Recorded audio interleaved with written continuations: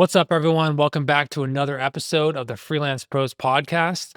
It's been a while since our last one, but we have a pretty good excuse. We've been super busy focusing all of our time and effort on our Upwork Masterclass, and we'll have a lot more details about that later on. So stay tuned for that. But in this podcast, Jessica and I wanted to talk about kind of everything that's been happening on Upwork, some of the new developments, what's changed since we had our last podcast. So, Jessica, what has been some of the big things that have changed on Upwork? So one of the biggest updates that Upwork has made is they have decided to remove the negative feedback removal feature. So this is pretty common for a top rated plus freelancer, even an expert vetted freelancer. If things go sideways with a project, you can kind of pull that get out of jail free card and have Upwork remove negative feedback. So that's been quite interesting. Upwork has decided to completely remove that. I know for me personally, that just kind of gave me a little bit of extra peace of mind when I'm working with different clients on Upwork. But I know that it's in an effort for Upwork to just make the platform ultimately more transparent. Yeah, this one caught a lot of us freelancers off guard. I know that just having the ability to, I think it's one out of every 10 jobs, you unlock the ability to remove feedback. And then I think it was once out of every 3 months. But I know that just for me personally as well, knowing that I could rely on that if for some reason a client does leave me a bad review, not having that anymore is definitely going to change the way that I approach Upwork fundamentally, because now there are no get out of jail free cards. You are completely locked in with a client, and you're at the 100% at their mercy if they decide to leave you a bad review, because now there is no recourse for us freelancers at all. So what this really means for us freelancers is that you need to be even more choosy with the clients that you decide to work with on Upwork, because again, you have no get out of jail free card. Once you accept that contract, you are 100% at their mercy, and if they don't like you or the work that you provide, that negative review is gonna live on your profile forever.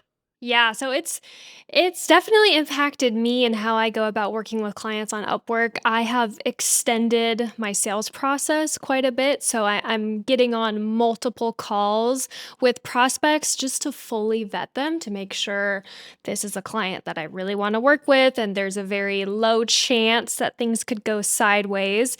So I'm making a few adjustments here and there because obviously I want to be respectful and very mindful of having this important feature taken away and just making sure I keep my Upwork profile in the best possible condition.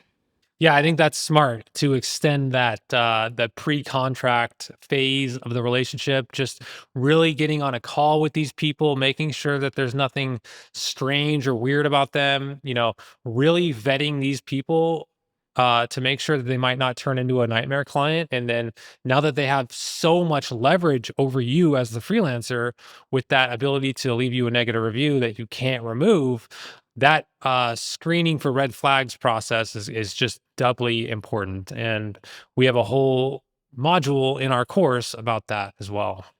So that's probably the biggest change that has happened on Upwork since we were last on the podcast.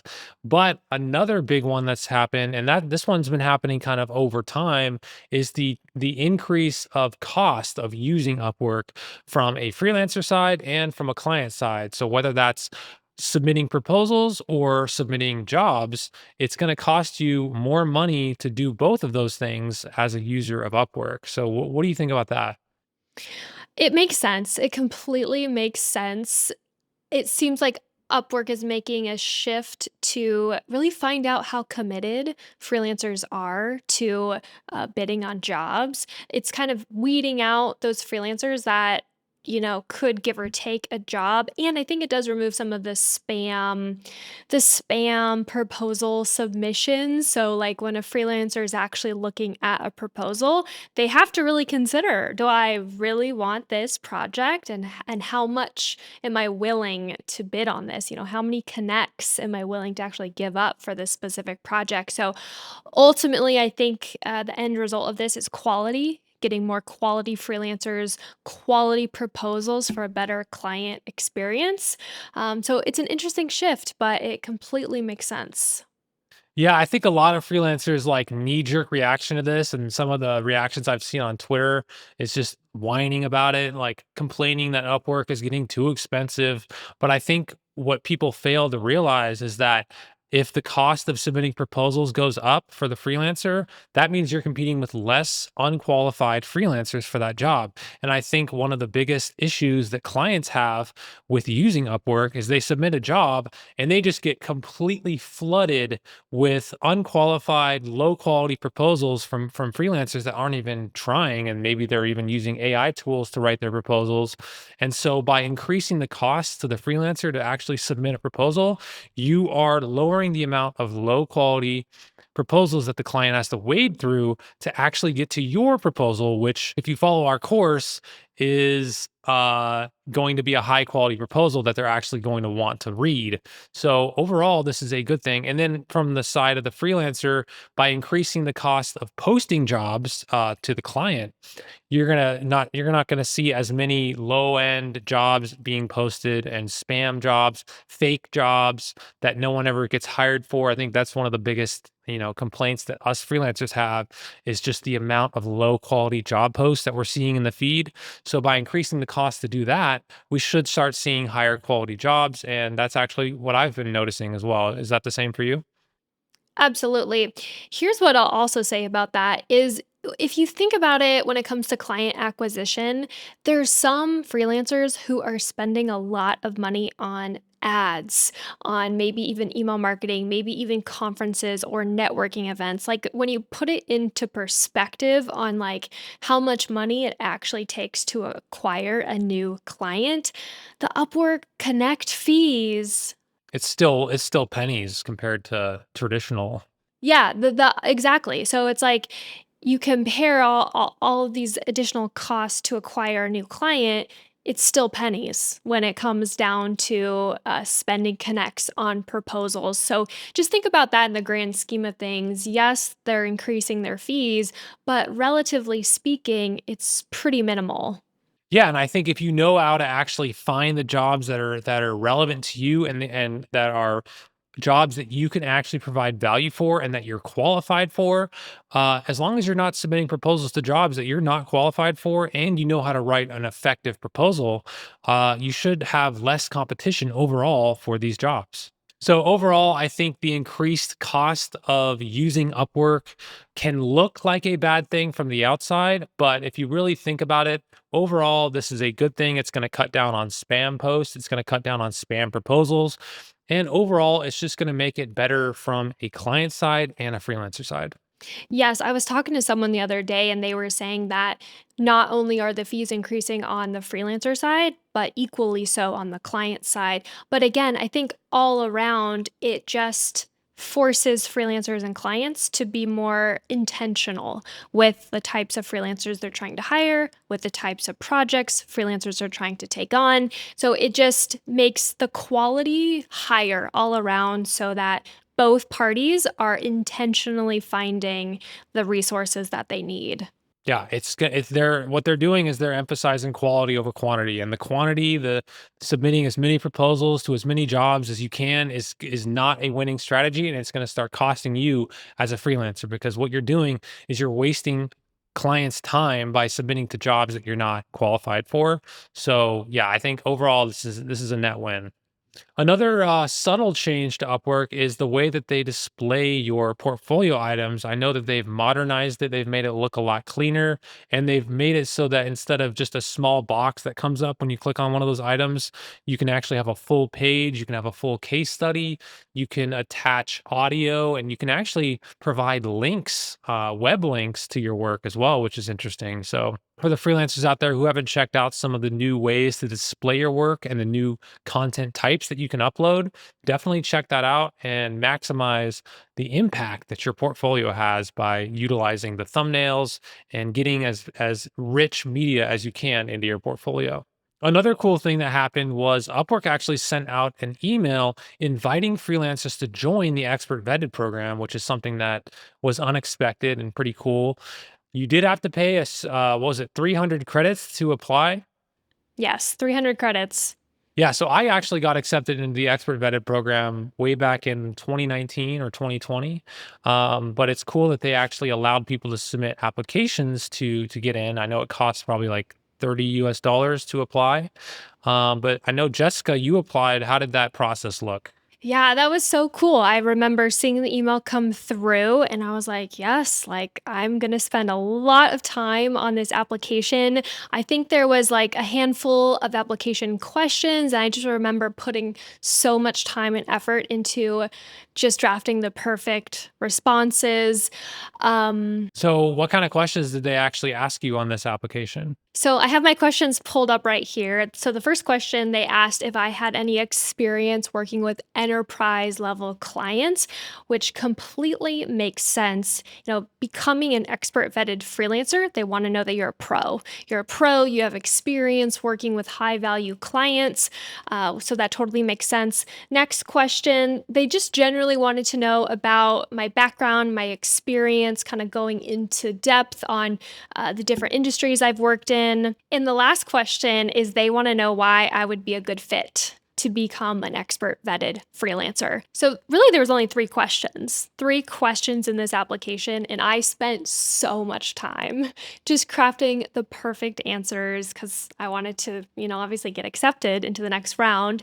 But I didn't hear back for like 2 months. I was like, whatever, I missed out on the opportunity. So I don't know if they were just backlogged or what, but got the email a couple weeks ago that said I was accepted to the next round.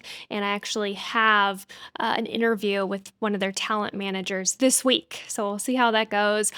I personally think it was my third answer to the you would be a good fit to become an expert vetted freelancer. I think that's what maybe potentially convinced them that I'd be a good fit, just because I put a lot of time into that answer and just went into detail on how I love educating clients. I have a YouTube channel, I have LinkedIn recommendations, just adding in as much social proof as possible, in addition to all my glowing Upwork reviews. And just if I was given this opportunity to become expert vetted, that I would just continue to use Upwork and to bring clients onto Upwork and to deliver an amazing 5-star experience for clients, because at the end of the day, it's about the client experience. It's about delivering amazing results. So I think that probably resonated with somebody on their team. Yeah, I wish I could help you with the upcoming interview this week, but it's been so long since I did my interview with the expert vetted person that I literally forgot everything that they asked. I think I remember it being pretty casual, pretty down to earth. It was a one on one, and I think she just asked me about who I was and some of my experience as a videographer. So I think you'll do great. And I am curious if they end up opening up that application process again in the future, based on how well this round goes. I know on Twitter there was a lot of people who had huge earnings on Upwork and lots of 5-star reviews who actually did not get accepted into the program. I'm really curious what their actual criteria was in terms of determining who gets in and who doesn't get in, because it doesn't look like it has anything to do with the amount of earnings that you have or your level of experience. So it's a very interesting thing going on. So I think it might have to do with the category of my Upwork profile. So my Upwork profile is under the marketing category. I think I do have a sub profile for social media, but one of my other friends who is a social media specialist, she did not receive an invite, and she has an equally great Upwork profile. So that makes me think maybe it's a category thing. So maybe in the marketing category, there's not many expert vetted freelancers, or maybe there's just less freelancers in general. So they're trying to add in more expert freelancers into these different categories. Because I do know that social media is very saturated, especially on Upwork. Yes. Yeah, so maybe they can only allot a certain amount of expert vetted freelancers per category. You might be right on that. Yeah. And the last big change that we've noticed with Upwork is that they are starting to seriously crack down on freelancers trying to take clients off of the platform. I've been seeing some horror stories out there about freelancers getting completely banned without notice. And these are freelancers that have tons of job history and tons of earning on the platform. But yeah, if Upwork catches you talking to a client off of the platform or trying to get their information off the platform, they are starting to seriously permanently ban people off of the platform. And so if you're a freelancer out there, you need to be triple safe about this stuff. You need to make sure that clients aren't trying to talk to you off of the platform because, again, Upwork is monitoring literally everything that you do on the site. And so there's no way you're going to be slick about trying to steal a client off of the platform. And it's just not worth it. Okay. You're trying to save 10% from your earnings and you're risking your entire profile. You're risking being banned off of Upwork permanently. And so, yeah, you got to be careful now because they are getting serious about pulling clients off of the platform. I had such a stressful experience a couple weeks ago. So I was messaging back and forth on Upwork with a potential prospect. We're talking about like a marketing project. So then we decided to schedule a call through Upwork using Upwork's Zoom feature. And so we get on the Zoom call together. And literally on the call, the client verbally said, "Hey, I want to work with you for maybe one project for like a month, and then I want to take you off of Upwork." And oh my gosh, I had like a panic attack. My heart started beating because I was like, oh no, like they have an AI assistant, like Upwork's listening to this Zoom call. Like, am I screwed? So, what I decided to do was just do the best that I could in that situation. So, I just said it very clearly to the client, and I said, I only work on Upwork. If we want to work together, it has to be on Upwork. I am not going off of the platform. And I just literally said it like that. And he mentioned it again. And I was like, if we work together at all, it's on Upwork. And I was just so scared. And I was like, you know what? That's the best I can do is I just verbally said that. So if Upwork is listening to the Zoom call, they can clearly see that I did my part given the situation. And then even after the call ended, I sent a follow-up message just letting them know we're staying on Upwork. Yes, just to cover my bases. You can see I really put the fear of God in her by telling her some of these stories that I'm seeing on Twitter about freelancers getting banned because, Upwork has been such a key tool in both of our businesses and both of our freelancing lives that the idea of getting banned off of there intentionally or unintentionally is pretty terrifying. And I think freelancers need to realize that you might have no intention at all of trying to pull a client off, but on a lot of these discovery calls, these clients are using Upwork for the first time or the second time. And they might say things like, "Hey, can you work off of Upwork?" Or, "Hey, what's your email address?" Or, "Hey, what's your phone number?" And you need to really make sure that you inform them and help them understand that until a contract has been initiated, I cannot communicate with you off of Upwork. And I actually had a horror story of my own happen recently where uh, I had a discovery call with a really interested client. They looked like a high value client and on the call, she was like, "I'm gonna send you some information over email for you to check out, like some reference material or something." And I had to say, that I'd love to check out this reference material. However, if you could send it on Upwork, that'd be great. I actually can't communicate with you off of the platform until we have a contract in place. And immediately I looked at her face and she got like really weird and like she had like this really concerned look on her face. And I was like trying to help her understand the terms of service and what we can and can't do. And she's like, "Wait, so you're saying that I have to hire you before I can communicate with you?"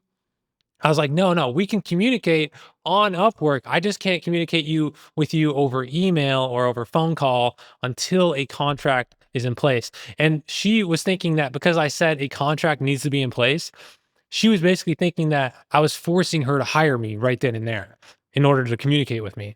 And so she got confused. I tried to make it simple for her to understand, but she actually did not respond after that call, and I never heard back from her again.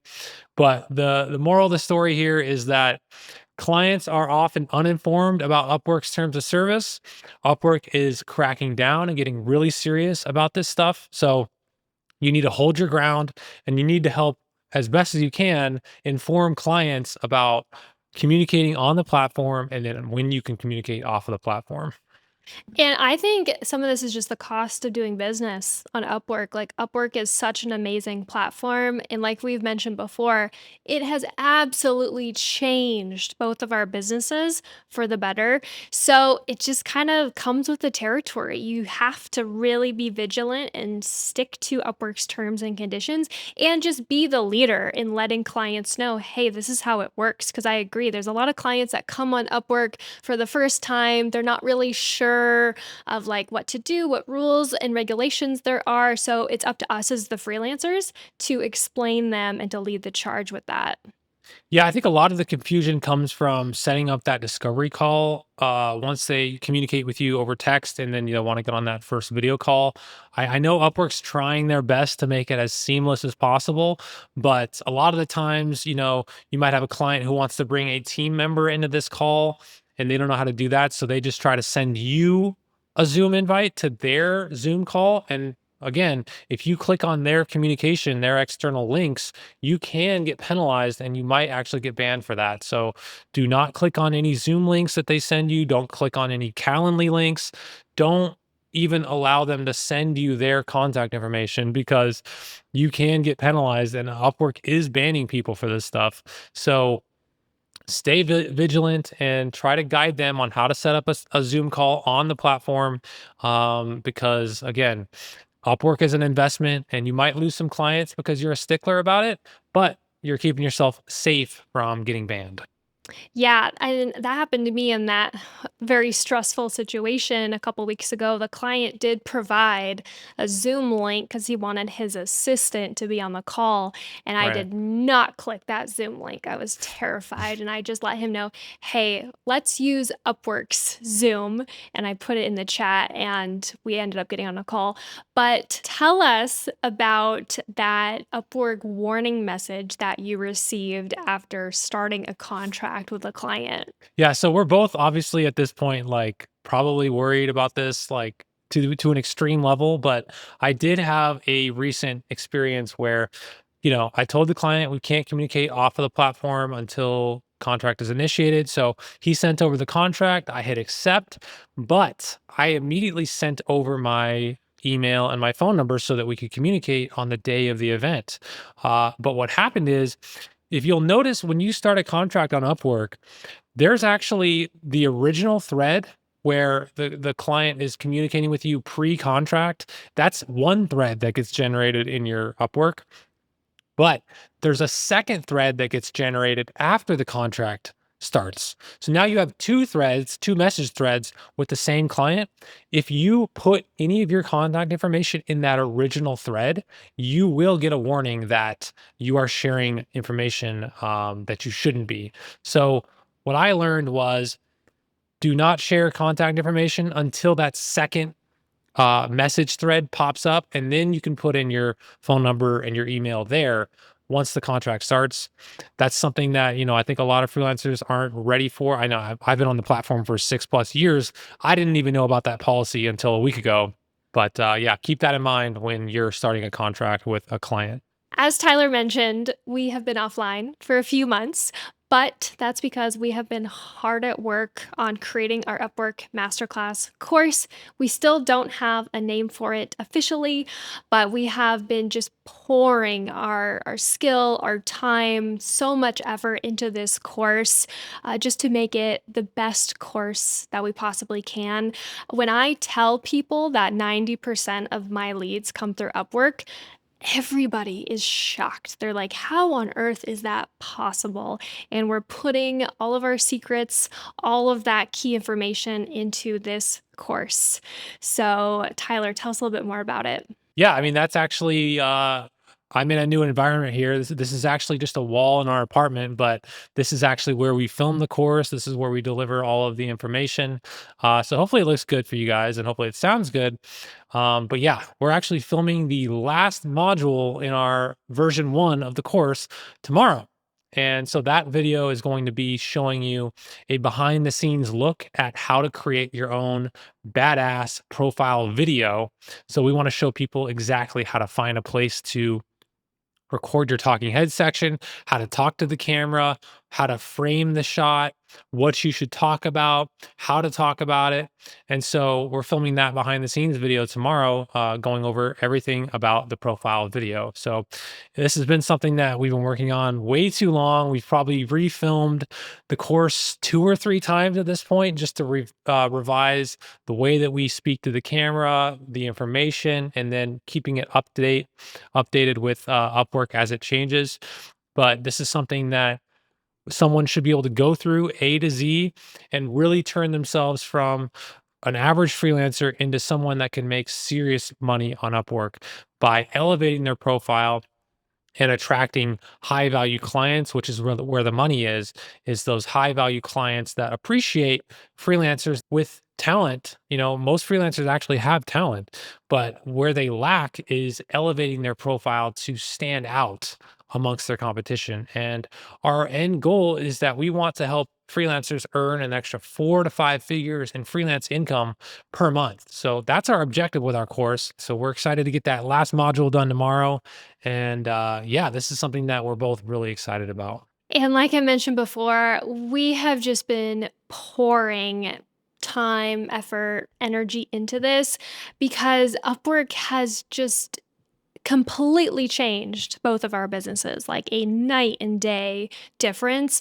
And so we're putting all of this information into this course and just having Upwork be a platform where clients come to you. They come to you. You can pick and choose the clients you want to work with, the high value clients that you want to work with. You can gain back time, freedom. You can choose how much money you want to earn just to get more control as a freelancer. So all of this is in our course. And so before we actually release the course, what we need are some beta testers. We need some people that are willing to go through our course and let us know, give us feedback on the course.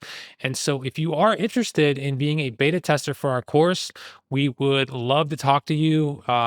We're thinking about doing a deposit. So you would give us a deposit and then we would let you have the course. You go through the course. And if you actually go through the course and do everything that we tell you to do, then we'll give you your deposit back. So it will be a free beta test for our course. And we'll probably need to do a screening with you if you're interested. So if you do want to be a beta tester, leave a comment below and we will get in touch with you for that screening because we really want to get this in the freelancer's hands and see how effective it is at helping people earn more on Upwork. So, those are the recent changes that Upwork has made. And again, we're so excited to launch our Upwork Masterclass course. So, more information coming on that front. So, if you're interested in listening, following along, feel free to leave a comment if there's any specific topics that you want us to talk about on our next episode. And we'll see you in the next one.